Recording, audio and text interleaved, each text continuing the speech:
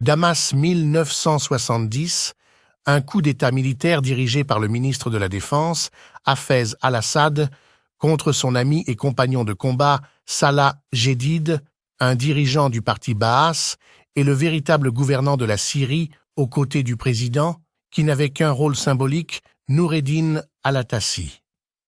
Hafez a destitué ces deux hommes et les a emprisonnés jusqu'à leur mort.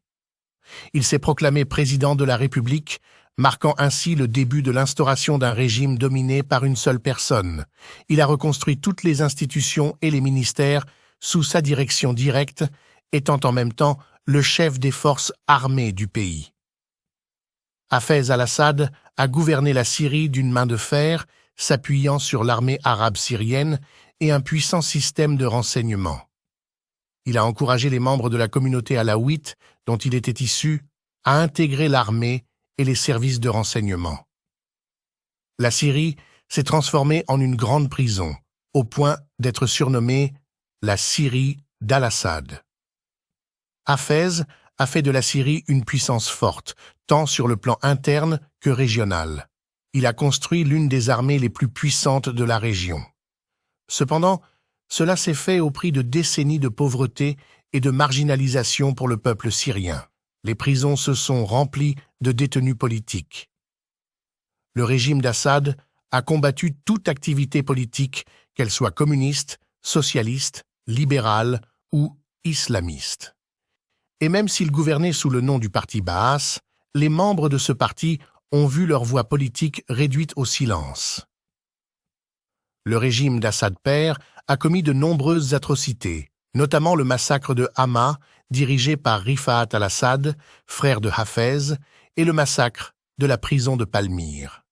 Il a également été responsable de crimes contre les Libanais durant leur guerre civile.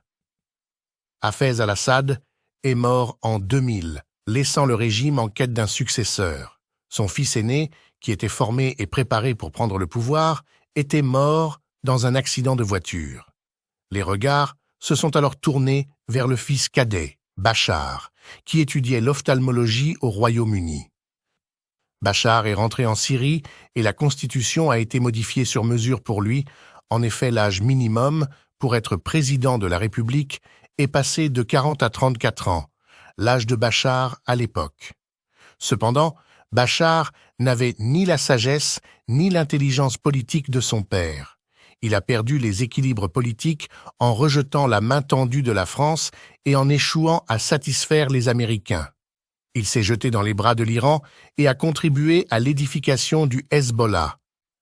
À partir de 2005, Bachar a tenté de changer la politique économique et d'ouvrir le pays aux investissements étrangers, mais les principaux bénéficiaires ont été son entourage, notamment son cousin Rami Makhlouf.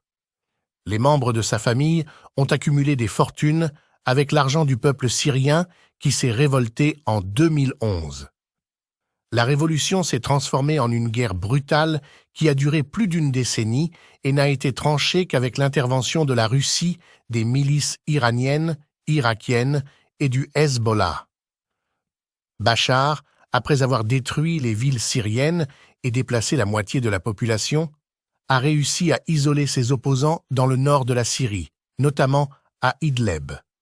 Cependant, il a perdu la force de l'armée syrienne construite avec l'argent du peuple.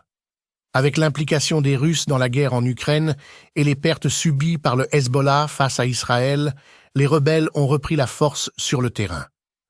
Le 29 novembre 2024, une offensive de libération des villes syriennes a débuté. Le régime s'est effondré et Bachar al-Assad a fui Damas la nuit du 8 décembre 2024.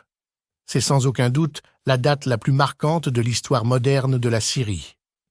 Après 53 ans de tyrannie et de peur, les Syriens entrent aujourd'hui dans un défi majeur: reconstruire un nouvel État, un État de droit respectant tous les Syriens, musulmans, chrétiens, de toute confession et de toute ethnie.